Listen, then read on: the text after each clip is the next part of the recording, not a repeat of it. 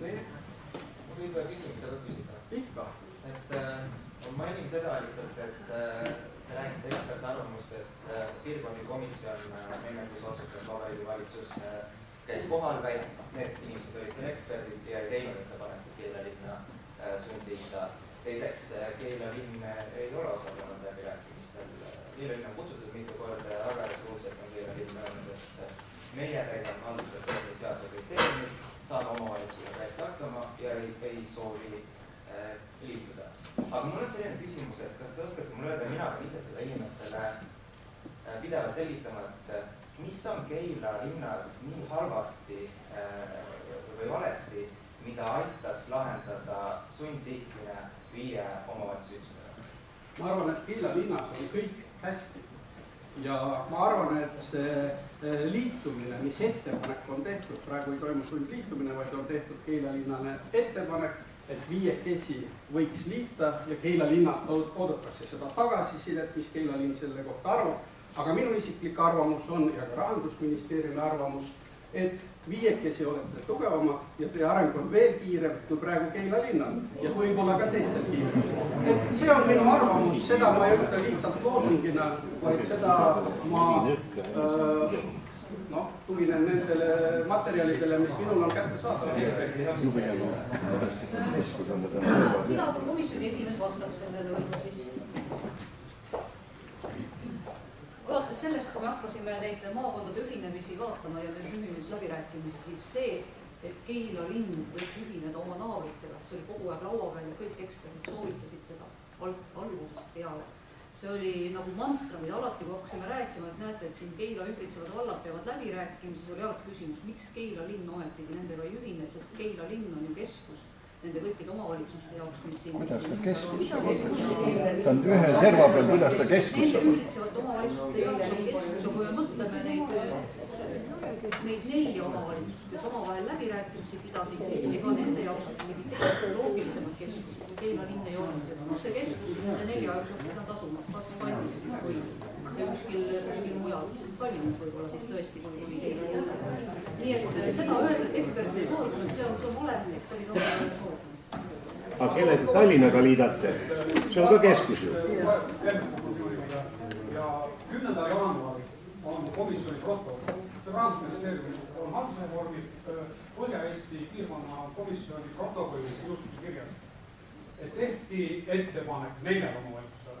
6 aega hiljem on seisukohad muutunud. Nüüd te räägite ka, kas te mäletate, mis seal protokollis kirjas. See on midagi muuta, ütleb, et algusest peale seda ei olnud, te räägite 10. jaanuari. Ma mäletan väga hästi seda protokolli tekkimist ja seda diskussiooni, mis seal komisjonis oli, sellepärast, et tegelikult soovitus oli panna Keila ka sinna hulka, siis hakati kaaluma seda, et kellel on kõige kergem kohe minna ühinemislepingusse, on need 4, kes olid juba läbirääkimisi pidanud, ma ei tea, kas pool aastat või aasta, ja sellel põhjusel tekkis esialgne ettepanek, et hea küll, et siis jätame selle Keila linna sealt välja, et kas siis need 4 lähevad edasi. Kus see meelemuutus tuli siis?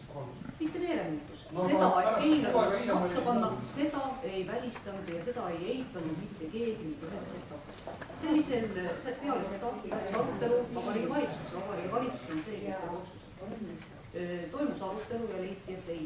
Ikkagi pole õige jätta seda lambekeskust Keilat välja sellest ühinemisest. Peale mida ekspertkomisjon või piirkondlik komisjon siis tegi uue koosoleku ja kõik hääletasid selle poolt. Kui seda ei ole praegu, kui ta kuskil on. Elektrooniliselt on kõik tagasiside kõik olemas. Ma mainin teile, et 2 kuud tagasi mitte keegi ei arutanud teemal, et me peaksime moodustama omavalitsuse, kus on 2 linna ja 3 valde, mis oleks selliste mõõtmetega, nagu teie näitasite. Ja teie väidate, et olete kogu aeg seda kusagil arutanud. Meie siin pole sellest küll nimelt kuulnud. Põhimõtteliselt ma vastaks sellele ikkagi niimoodi, et Vabariigi Valitsusel on otsustusõigus ja ta tegi praegu ettepaneku 5 omavalitsusele panna leivad ühte kappi ja teil on aega 15. maini argumenteerida, kas teil on piisavalt argumentatsiooni, et seda mitte teha. Minu meelest praegu... Kui piisavalt seda peab olema? Ja ta selle ettepaneku tulenevalt seadusest tegi. Et praegu minu meelest on täpselt selline seis, et on tehtud ettepanek ja 15. maiks oodatakse teie seisukohti. ja alles siis tuleb ju otsus, praegu otsust ei ole. palun, kus võib leida need argumentatsioonid, nende piirarvude, kuidas need leiti? Piirarvud mille kohta? No see 5000 ja 11 000. Nii, ja mille alusel siis väidate, et see õnn õuele tuleb, et maapiirkonnad enam ei ühene? Kohvipaksul või? No võib-olla ma püüan siis niimoodi vastata, et jah, arutelud ja argumentatsioon selle 5000 pealt, ma hästi kiiresti markeerin, et mis selle 5000-ga siis oli. Alates 5000-st siis arvutuslikult tekkis esimest korda investeerimisvõimekus, tekkis vaba raha kohalikul omavalitsusel. Esimest korda tekkis võimalus siis piisav tulubaas, et palgata kõrgelt kvalifitseeritud spetsialiste, aga see 5000 on tõesti miinimum. Ega seal nüüd väga suurt õnne nüüd ka sinna õuele ei tule. 11 000 oli see soovituslik ikkagi, kus siis oleks olnud täiesti piisavalt nii rahalisi vahendeid, investeeringuid, kõike muud. Aga kelle poolt see on siis? See on valitsuse ja parlamendi poolt, ega siin pole midagi teha, et puudus tõesti võib-olla see poliitiline julgus teha suuremat sammu ja sealt tuli see haldusreformi seadusse, siis see kriteerium. Olemasolevate andmete põhjal teatud mõttes oli see kindlasti poliitiline kokkulepe. Kas see riik on valitsuse või kodanike jaoks? Need eksperdid, kes on sellised hinnakokku teinud ja kus on need kirjalikud argumentatsioonid või on see tehtud jälle suulise mingisugune arutelu baasil, nagu kõik Eesti riigis? Argumendid on kirjas ka selles ettepanekus, mis Vabariigi Valitsus on saatnud Keila linnale. Seal on kirjas ja see on avalik dokument. Keila linna kohta on seal küll väga Jah, palun. Eile õhtu Aktuaalses Kaameras Mihhail Korb väitis, et miinimumsuurus on 5000, aga soovituslik on 11 000, aga Harjumaal oleme teinud otsuseks 20 000. Ja seda mõjutab Tallinna linn, nii ütles, sõna-sõnalt ütles Mihhail Korb niimoodi. Ja siit minu küsimus, kuidas Tallinna linn saab mõjutada haldusreformi? Ja teine küsimus, kas haldusreformi seadus on tehtud kogu riigi jaoks või Harjumaa jaoks eraldi? Ega seadus meile tõlgendatav või on ta seadus? Mulle ei jäänud meelde küll, et ta oleks öelnud, et on otsus tehtud, et see oli mingi muu sõnastus tal, et võib-olla see jäi natuke segaseks. Sest otsust 20 000 osas ei ole, on isiklikud hinnangud, mida me võime teha, vaadates täna peale sellele ühinemiste kaardile. Kui ülejäänud maakondades väga paljud omavalitsused ühinesid, siis ja täna me vaatame seda, mis toimus Harjumaal, siis tegelikult kahjuks tõesti Harjumaa on jäänud võrreldes teiste maakondadega lausa väikeste omavalitsuste maakonnaks, mis on tõesti väga kurb, et kui ülejäänud Eestis ongi näha, et omavalitsused panustavad ühinemisse ja see võimekuse kasvu, Harjumaal see nii ei ole. Võib-olla see on tingitud sellest, seda arvamust. Kuidas see Tallinna linn saab mõjutada? Seda peab ilmselt tema käest küsima. No võt, ta ei olnud siia tulla, siis ei saa küsida. No, minu meelest põhjendatud, et praegu just käivad riigieelarve strateegia läbirääkimised, aga seaduses on kirjas miinimumkriteerium 5000, nagu näitasin, ja soovituslik kriteerium 11 000. Aga siis miks seda seadust hakatakse jälle tõlgendama? Kas seadus ei peaks olema kõigi jaoks üheselt mõistetav? Mida te tõlgendamise all silmas? Seda, mida Korb just ütles eile Aktuaalses Kaameras. Et Harjumaa jaoks on eraldi ja riigi jaoks on eraldi seadus. Seaduses ei ole Harjumaad kuskil eraldi mainitud. See oli tema isiklik hinnang sellele, mida ta näeb täna siin Harjumaa pildis. Ma arvan ka, et see on hinnang. Ja Tallinn on ka suur keskus, keda te Tallinnaga liidate? Kelle panete Tallinnale juurde? Tallinna naabriteks ei ole mitte ühtegi kriteeriumidele mitte vastavalt omavalitsust, küll on aga Keila linnal. Juhul kui teie naabrid neljakesi oleksid ära ühinenud, siis seda küsimust, et ühendada Keilat linna, nendega ei oleks üldse laual olnud. See küsimus tekkis ainult tänu sellele või kahjuks tänu sellele, kuidas te iganes soovite, et naabrid ei ühinenud. Miks te meid siis karistate selle eest, kui vallad ei ühinete? Ega see ei ole ju karistamine. No kuidas ei ole siis? Kuidas te seda tõlgendate siis? Mismoodi see on siis? Alati on võimalik otsida negatiivseid asjaolusid, miks see ühinemine võiks halb olla, aga alati on ka võimalik otsida positiivseid asjaolusid, millele me kasutame. Pakkuge välja mõni. Ma siin näitasin. Need on argumendid, mida sealt välja tõi. Ja need asjaolud on välja toodud selles samas tekstis, kus te ütlete, et ei ole piisavalt, aga siis ongi ikkagi, ma tahaks tulla selle juurde tagasi, tehti ettepanek Vabariigi Valitsuse poolt tulenevalt seadusest, see on nende õigus. Praegu on teie õigus argumenteerida, et te peate ja saate jääma üksi. Noh, ootame 15 mai ära, argumenteerige ära, Vabariigi Valitsus vaatab mõlematele argumentidele. Te ütlesite, et peavad olema piisavad argumendid, mis on teie jaoks piisav? Ma ei ole argumente ju näinud, ma ei tea praegu. Kui linnavalitsus on keeldunud läbirääkimistest, see ei ole teile argument. Linnavalitsus on öelnud, et me ei taha kellegagi liikuda, see ei ole ka liituda, see ei ole ka argument. Mis on teie jaoks argument? Ma annan järjekorras seal üks meesterahvas ootab ja siis kohe siia. Mul on selline küsimus, et Riigikontroll on teinud nii-öelda artikli või etteheite, et rahastamissüsteemi kohalikele omavalitsustele tuleks muuta. Eelkõige uurida omavalitsuste erisusi, sest kõik omavalitsused ei ole sarnased, isegi siis, kui nende elanike arv on üsna sama. Et kas seda võeti ja kuidas võeti arvesse ka, kui uut haldusreformi tehti? Nagu praegu Väino Tõemets ka näitas siin ettekandel, et tegelikult see rahastussüsteemi arutati siis ja need lahendid kuuluvad siis kabineti arutelust kas aprilli lõpp või mai algus. Ehk siis seda, kuidas omavalitsustele anda lisaülesandeid, kuidas seda rahastust parandada, see teema on laua peal. Seal on väga palju erinevaid asju, alates maa ümber hindamisest ja lõpetades tagamaalisuse koefitsiendiga, mis arutelud kõik lähevad kabinetti ja Vabariigi Valitsuskabinet kuulab need argumentatsiooni ära rahastuse muutmise osas ja teeb oma otsused. Ma arvan, et juba maikuus on see avalik ja teada. Kas see ei oleks olnud tark teha enne ära? Seda tehti paralleelselt, jah.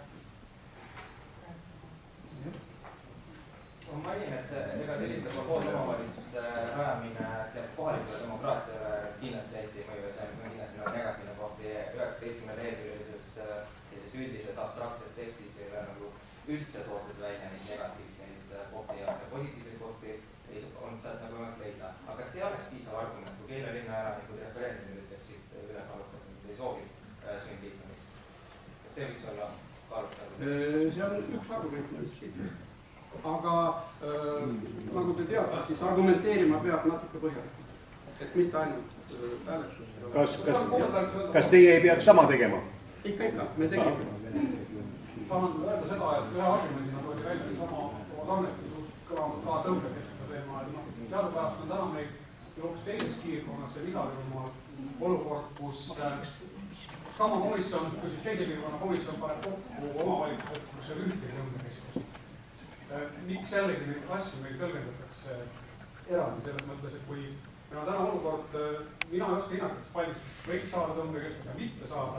Meil on olemas komplekt, kus on linn olemas ja see ei sobi, kuna paljust linn ei ole piisavalt hea tõmbekeskus.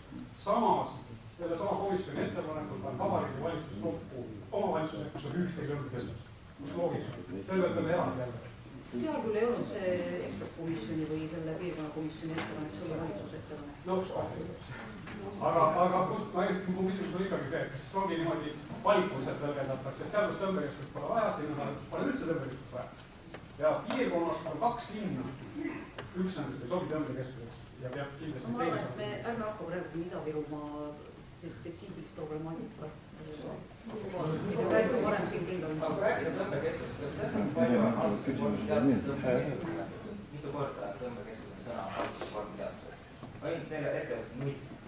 Seega on võib-olla seadusandja seadis teatud kriteeriumi, milleks oli 5000 elanikku. Ja nüüd on muutunud haldusreform nagu hoopis teistsuguse tõlgendusega. Seal on ka toodud kriteeriumid, millest lähtuda siiski ühiste omavalitsuste moodustamisel ja ka millest valitsus peab lähtuma ettepanekute tegemisel või nendest ettepanekutest loobumisel. Ja see teema on kirjeldatud ära Eesti territooriumi haldusseaduse seaduses ja seaduses. See on viide sinna teisele seadusele. Ta on viide see. Ma sain, et ei tõmbekeskust oleks saanud.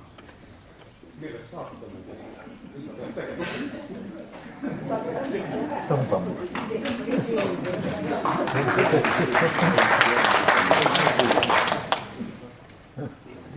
Tõmbekeskus on kas või see, et osa neid inimesi, kes Keila linna teenuseid kasutavad, elavad tegelikult teie piiri taga, ehk siis Keila vallas. Käivad siin ujumas, käivad siin poes, käivad siin kultuurimajas ja kontsertis. Jumala pärast, nad võivad edasi käia, keegi pole neid ära keelanud. see ei ole mingi üldine loogika tõmbekeskuse puhul on see, et kui omavalitsuste, naaberomavalitsuste elanikud kasutavad selle konkreetse linna teenuseid, on see siis kool, muusikakool, kauplus, postkontor, mingi muu. Kui inimesed käivad kuskile või rongijaama või bussijaama, kui inimesed kasutavad selle linna teenuseid, siis see on nende jaoks tõmbekeskus. Te küsisite definitsiooni, ma vastasin. See ei kao ära, ainult väga suur erinevus on selles, et kui töötab omavalitsus, siis ka nende inimeste tulumaks, mis laekub omavalitsusele, seda saab kasutada selleks, et Keila linna teenuseid arendada. Antud juhul teie maksate kinni selle, mida tarbib. Ja kulud suurenevad. No, eks me vaatame ju laiemalt, me vaatame mitte ainult Keila linna seisukohalt, vaid tervikpiirkonna seisukohalt, et kõik saaksid rääkida kaasa nendest teenused, mis tegelikult tarbivad ka teised, et ka teiste valdade elanikud saaksid volikogus seal kaasa rääkida. Aga see on nüüd jah, et meie vaatame nagu tervikut. Jah, palun. Ma kiirelt küsiks arvamust, et teil oli siin slaidiprogrammis välja toodud positiivsed mõjud ühinemise käigus. See oli, et vallaelanikud teevad Keilas tööl, teed viivad siit, eks ole, Ristipõlki läbi ja lisaks oli siis, et kasutatakse ka ühistransporti ka siis siin Keilas. Keila on siis teadaolevalt ainukesi linnu siin Eestis, kellel on tasuta transport kõigile, ka maailmakodanikele kõigile, ka vallaelanikele, Keila linna elanikele kõigile. Nüüd ühinemiskäigus, kui juhtub niimoodi, siis ilmselt see suur vald ei suuda tagada seda tasuta transporti terves vallas. Ehk tahan öelda või väita siis seda, et ilmselt siis Keila linnas kaob ka siis tasuta transport ilmselt, eks see jääb siis otsustajate teha, aga ilmselt võib see olla nii. Ma võib-olla vastaks sellele küsimusele niimoodi, et ma küll ei näitanud oma slaididel, aga praegu koalitsioonileppes on kokku lepitud ja Majandus-Kommunikatsiooniministeeriumi käsutuses on 21 miljonit eurot, millest vähemalt Kadri Simson on rääkinud, et seda suunata tasuta ühistranspordiks terves Eestis. Mitte ainult Keila linnas, mitte ainult Tallinna linnas, vaid terve Eesti maakondlik transport oleks tasuta. Seda otsust valitsus veel teinud ei ole, küll aga raha on broneeritud. Nii et praegu ma jätaks küsimärgi õhku, et kas Keilas jääb nüüd tasuta ühistransport või tuleb terves Eestis tasuta ühistransport. Et see on praegu jah, valitsuse Ma teen ettepaneku, et kuulame ära juristi esinemise ja siis võib-olla tekib küsimusile.